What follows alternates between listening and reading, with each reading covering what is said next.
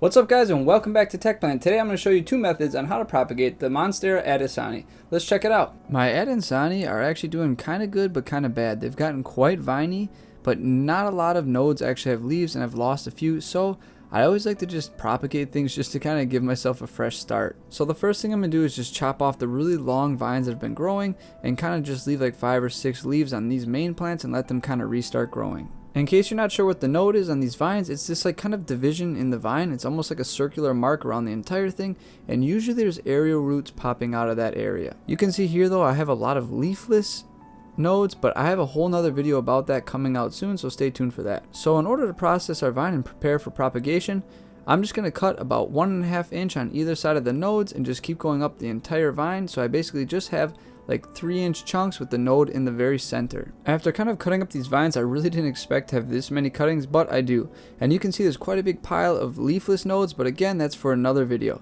So we're just going to focus on the nodes with leaves for this one. Like most of my videos, I like to try at least 2 different methods, if not more, just to kind of see what works best for me and what might work best for you. So we're going to do water propagation as one method, and then we're going to use sphagnum moss for another. So to get started for our water propagation, I just divided the total cuttings in half, and I'm just going to place them in here so all the nodes are kind of sitting at the bottom and the leaves are pointed up. I added just enough water to cover the nodes, but I didn't want to like drown the leaves. Make sure you don't put so much water in that everything is just covered, because you might suffocate the plant. So make sure you just target the nodes. You might be able to find different containers that work better for you. For the sphagnum moss method, I'm just going to put a layer of wet sphagnum moss on the bottom, lay the nodes on there kind of nicely, and then try and bury it in some additional sphagnum moss. Remember not to cover your leaves too much though, because we do want them to get light and to be able to breathe. As far as sphagnum moss wetness, I do keep it pretty wet but not saturated where there's a ton of water sitting in the bottom. You still want your plants to be able to breathe when it's in this stuff. Because I have so many cuttings though in this small container, I did kind of cover some of them, but I'm not too worried about it. I'll make sure to agitate and move them around. I'm keeping these propagations under grow lights for 15 hours a day. It stays about 70 to 80 degrees Fahrenheit, and it's about 50% humidity in there. So just so you guys know kind of what conditions we're dealing with.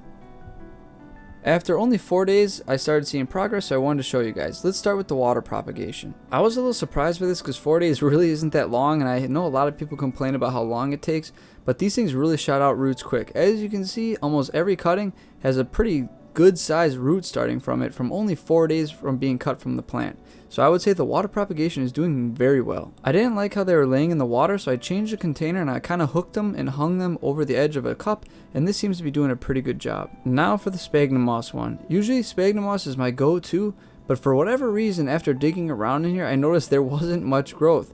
Compared to the water one, these things are doing nothing. Some of the better ones did have a little bit of white root starting to break through kind of where the aerial roots are sitting, so they are doing something, but it's probably 4 times as slow. Honestly, it barely looks like they're doing anything. Again, I'm quite surprised because usually sphagnum moss is my go-to method. Alright guys, only 12 days has passed since I showed you the last footage, and look at the roots on this thing. It is ridiculous. This is only 16 days from the initial cutting, and you can already see that they're starting to vine out with new growth from the nodes.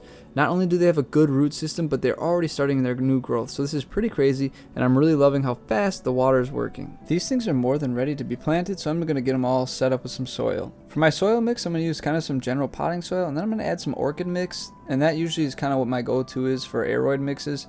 This will allow a lot of air to get in the soil, and they'll be doing well in it. Since I have so many, I'm just going to kind of pile them up on top of the soil, and then just bury them even further with some more soil. It kind of looks a little messy and chaotic, but this is going to get me one heck of a thick plant because there are just going to be vines coming out of everywhere. So it's going to be worth it in the end. Enough of the water propagate one. Let's check out the sphagnum moss. It doesn't look too different from last time, but this one actually is starting to produce some roots. It has taken a lot longer to get to this point, but they are growing and they are doing okay. Some of them have died though, so I'm not sure about how much I like this method for this plant. Alright, it has been almost an entire month since we initially cut these, and you can see they are not doing well at all.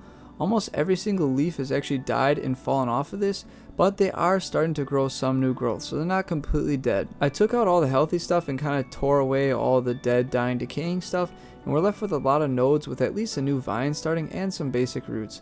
So I'm just going to refresh the sphagnum moss and kind of get it going again. I've really been struggling with trying to keep it just wet enough but not too dry, because earlier it seemed like they were too dry and there wasn't a lot of root growth. Here's the planted water propagated ones, and you can see they all have new leaves shooting out through the dirt, and it is really going to turn into a nice plant. Here are the water propagated cuttings. This has now been 40 days since we initially cut them from the mother plant, and they're doing fantastic. Most of the propagations from the sphagnum moss didn't make it, so I'm not going to show that anymore, and I didn't get a chance to pot them up, but there is going to be a special way to propagate leafless nodes, so stay tuned for that. Here's some additional footage that's just under 2 months from our initial cutting, and you can see it's pushing out quite nicely. And finally up to our present time, which is just about 2.5 months.